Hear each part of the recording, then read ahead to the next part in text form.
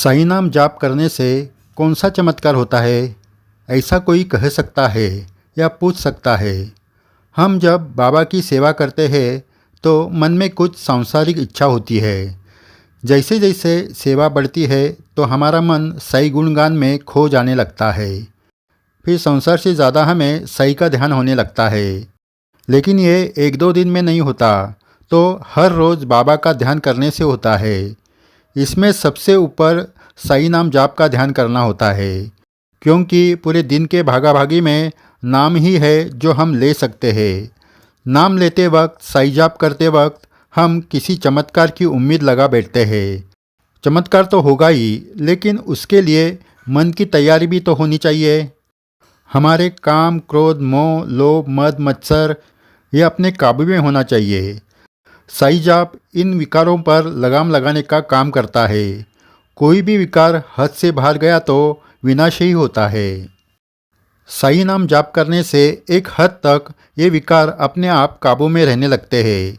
उसमें से क्रोध का विचार करो। आजकल छोटी छोटी बात पर क्रोध 7वें आसमान पर पहुंच जाता है। इस क्रोध के वजह से कोई किसी को जान जाने तक पीटता है तो कोई हत्या कर देता है। आत्महत्या का एक कारण क्रोध भी है। इस अति क्रोध के वजह से हाथ से अपराध होने के बाद कुछ क्षण बाद वही इंसान जब होश में आता है तो वही कहता है कि ये मैंने क्या कर दिया, मेरे हाथ से किसी का खून कैसे हुआ, मैंने किसी की इतनी पिटाई क्यों की। लेकिन अपराध तो हो चुका होता है। अति क्रोध मानव की बुद्धि भ्रष्ट कर देती है। हमारे कृति से आगे क्या होगा ये वो भूल जाता है। वही बुद्धि कोई अपराध होने से पहले काबू में रहे तो अगला अनर्थ टल जाता है। यही काम सही नाम करता है। आज हम देखते हैं कि सुबह से रात तक ऐसी ऐसी घटना हमारे जीवन में और आसपास घटित होती है कि मन में क्रोध की ज्वाला भड़कने लगती है। लेकिन मन में सही नाम की शीतल धारा चालू है तो क्रोध की ज्वाला भड़कने नहीं देती। घर में बच्चे किसी बात पर परेशान करने लगते हैं तो उसे समझाने के बजाय कुछ माँ बाप उसे थप्पड़ जड़ा देते हैं। लेकिन सही नाम की गुनगुन मन में चालू है तो बच्चों की परेशानी उस पर तुम्हारा हाथ उठाने नहीं देती।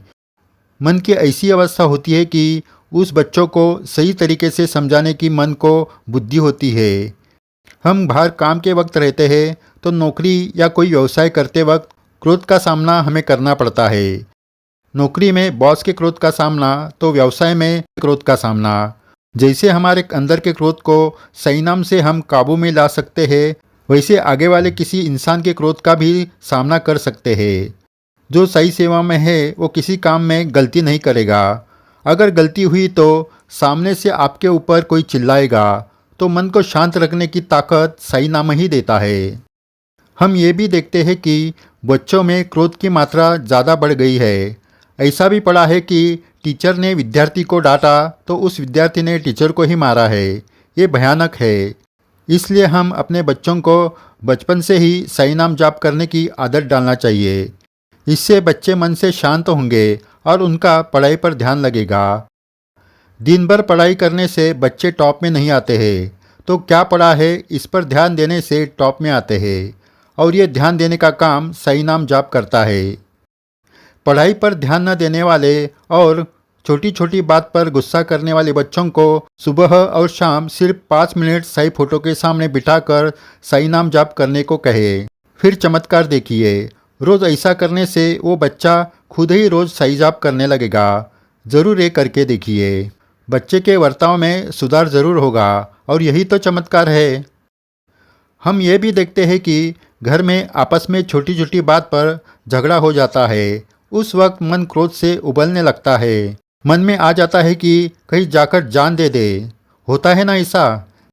लेकिन मन में निरंतर सही जाप चालू रहेगा तो विवाद ही नहीं होगा। घर में ऐसा भी होता है कि किसी बात पर पति पत्नी को, माँ बेटे को या बेटी माँ को गुस्से से कुछ बोल देते हैं। फिर बाद में पछतावा होता है कि अरे मैंने ऐसा क्यों बोला। अपनी गलती दोनों को नज़र आती है मगर कोई झुकने को तैयार नहीं होता। इसे ठीक करना है तो सही जाप करो। जब कभी घर में किसी कारण विवाद होने वाला होता है उसके पहले ही मन ये विवाद कैसे न हो इसका मार्ग ढूंढेगा। और सही कृपा से वो मिल भी जाएगा। इतनी ताकत सही नाम जाप करने से मिलती है। घर जलने से पहले आग ही न लगे इसकी व्यवस्था करें। सही नाम ले, निरंतर सही जाप करें। क्रोध तुम्हारे काबू में रहेगा।